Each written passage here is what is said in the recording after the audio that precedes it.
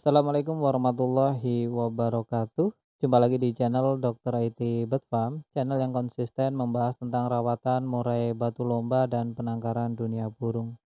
Teman-teman, jumpa lagi ya. Tema kali ini yang ingin kita bahas adalah biar murai batu selalu bongkar materi, jadi harus ada pendamping yang mewah. Nah, untuk lebih lanjut lagi, kita masuk ke intro terlebih dahulu. Cekidot.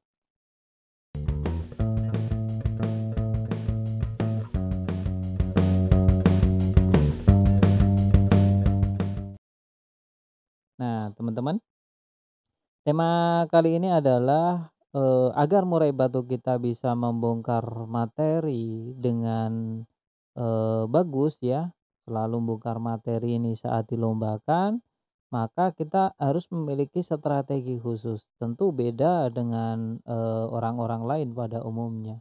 Karena untuk memperoleh prestasi satu, untuk menjuarai, untuk menjadi yang terbaik, tentu kita selain murai batunya itu harus bagus, pola rawatan dan pemasteran juga penting sekali. Nah, untuk kali ini yang ingin kita bahas yakni tentang pemasterannya, teman-teman. Percuma kita memasterin terus-menerus, tapi kalau pemasterannya itu tidak bervariasi. Dalam artian murai batunya itu seharusnya menangkap pemasteran tipe B, tapi teman-teman hanya memasukkan tipe A, yang mana tipe A ini tidak begitu dikuasai oleh murai batu kita. Contohnya seperti apa ketika kita memasteri murai batu yang tipikal tidak disukai dalam artian murai batu A, contoh dengan masteran murai batu A, maka dia akan gaduk dan masuk. Tapi begitu dimasterin murai batu B nggak masuk-masuk dan kita paksakan. Nah, kita paksakan dan ini tidak ada, ciri-ciri atau kondisi yang mana momentum mengeluarkan, tadi tipe B untuk murai batu tipe A.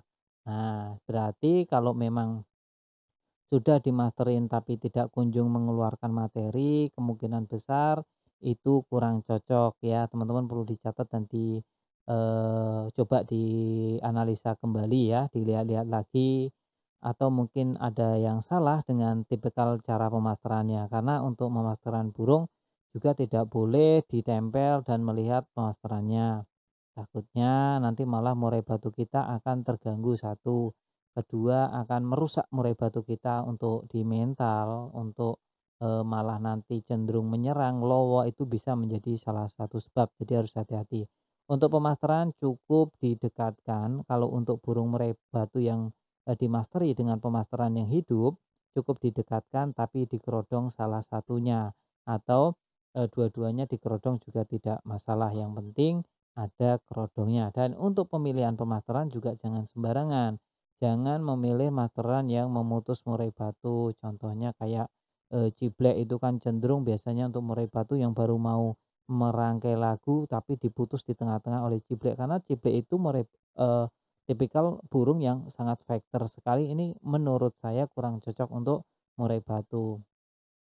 Nah, itu karena murai batu dengan ciblek itu biasanya saut-sautan, teman-teman. Contoh, murai batunya mau merangkai lagu ya, mau merangkai materi ya, itu biasanya dijeda oleh sang ciblek. Kalau teman-teman tidak percaya coba dicoba saja ya. Ciblek itu kalau yang fighter itu biasanya gitu, dia kayak nyerekel gitu loh, kayak orang mau lewat ya, nggak boleh gitu loh. Tapi begitu nggak lewat, ya dianya juga nggak bunyi, itu anehnya ciblek itu biasanya seperti itu. Kalau untuk ciblek biasanya cocoknya ya untuk kacer tuh katanya ya. Karena untuk, melatih mentalnya itu katanya. Kalau kacer kan kayak MP3 ya 24 jam bunyi ya, biasanya seperti itu. Tapi kalau untuk murai batu kan tidak cocok. Murai batu yang burung-burung lain lah. Kalau andalan kita, kita serindit itu seneng, terus burung-burung kecil, kasih yang roll-roll kayak kenarian ya. Kalau mau tembakan kasar-kasar besar ya kayak cililin boleh tuh teman-teman, pelatuk ya kan. Nah seperti itulah. Kalau saya sukanya burung kecil dan variasinya tajam, contohnya di ujung tembakannya nanti dikasih serindit, itu andalan kita. Nah, kita balik lagi ya teman-teman, agar murai batu kita mengeluarkan materi ya tadi, kalau kita menggunakan MP3 box ya, box MP3, maka teman-teman juga perlu paham betul bahwa untuk memasteri juga Jangan terlalu keras ya, untuk memasterannya jangan terlalu keras, karena kalau terlalu keras tadi malah hanya mengganggu murai batu kita. Banyak teman-teman kita pemasterannya keras dan malah mengganggu mental atau psikis dari burung murai batunya. Apalagi burung murai batu yang masih dalam tahap pengondisian dimasteri dengan volume yang cukup kencang. Ini kurang tepat. Jadi harus hati-hati. Untuk memilih masteran-masteran yang bagus ya, agar murai batu kita membongkar materi, tentu pendampingnya juga harus masteran-masteran yang mewah tadi. Coba teman-teman analisa ya, untuk pemberian pemasteran itu ada tahapannya mulai dari trotol, ke pastor, ke dewasa dengan sudah mulai menyusun lagu atau menyusun materi, maka teman-teman juga harus jeli dan teliti. Jangan sampai masih trotol udah diajarin materian. Nah, ini mungkin kalau untuk murai batu yang memang, bagus itu oke, tapi kalau untuk murai batu yang masih tahap belajar sebaiknya ya, sesuai dengan tingkatannya. Karena kalau tidak sesuai dengan tingkatannya yang ditakutkan malah, merusak dari, pola perekaman tadi. Kalau murai batu dimasterin dari trotol ya itu burung yang kecil-kecil ya, yang gampang dicerna ya, jangan yang roll-roll itu jangan. Cukup yang, cerecetan-cerecetan mungkin dari kolibri itu bagus sekali untuk pemasteran burung yang masih trotol seperti burung gereja tarung ya. Yang burung kecil-kecil aja dulu. Untuk apa? Untuk melatih mental juga sesuai dengan tahapan. Karena untuk, memelihara murai batu prestasi juara itu tidak ada yang instan, semua itu ada proses ya, dan proses itu tidak sebentar, pasti membutuhkan waktu. Banyak banget yang kita korbankan untuk, kita menempa murai batu yang prestasi. Contohnya dari segi, terah kita juga harus investasi yang tidak murah, terus dari segi pola pemberian pakan EF itu juga tidak bisa sembarangan. Terus dari pola perawatan seperti ada penjemuran, mungkin ada yang suka pengembunan ya.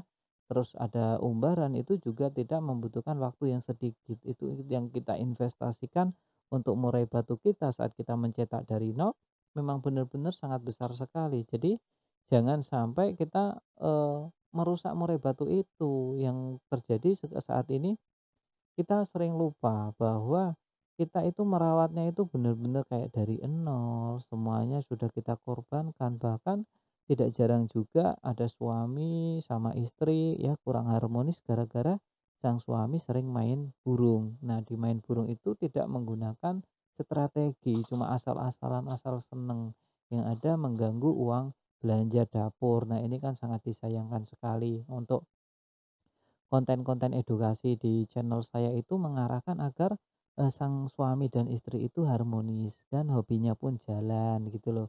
Maka dari itu pesan saya jangan melombakan burung yang belum siap, jangan melombakan burung yang terlalu rutin. Sebagus apapun murai batu kita tentu tidak akan kerja maksimal ketika kita paksakan atau kita over lomba. Sebaiknya murai batu dewasa cukup 1 bulan sekali kita main ke lomba, dan untuk murai batu muda jangan dilombakan terlebih dahulu. Kalau untuk dites silahkan dicoba setelah 3 bulan sekali dicoba ndak apa-apa, tapi kalau bisa jangan dilombakan karena untuk murai batu muda yang masih pastol itu riskan sekali untuk rusak, apalagi murai batu yang bagus. Biasanya murai batu bagus malah cepat rusak. Kita lanjut di konten yang lainnya. Perlu dicatat teman-teman sebelum kita mengakhiri video ini, bahwa video ini sebenarnya ditujukan untuk mereka agar lebih waspada untuk menjaga murai batunya. Tapi kembali lagi ke teman-teman semuanya, mau dijalankan silakan, enggak juga enggak apa-apa. Yang jelas saya cuma berpesan murai batunya dijaga baik-baik, jangan sampai rusak ya. Dan perlu dicatat juga, setiap murai memang memiliki karakter yang berbeda-beda. Jadi setiap perawatan tidak perlu diperdebatkan antara satu dengan yang lainnya. Kalau cocok dijalankan, nggak cocok ditinggalkan. Jangan cuma sekedar membaca judul saja ya. Pahami isinya, tonton dari awal sampai detik ini. Bagi teman-teman yang menonton sampai detik akhir ini, saya kira tidak akan ada perdebatan lagi di kolom komentar. Salam sehat.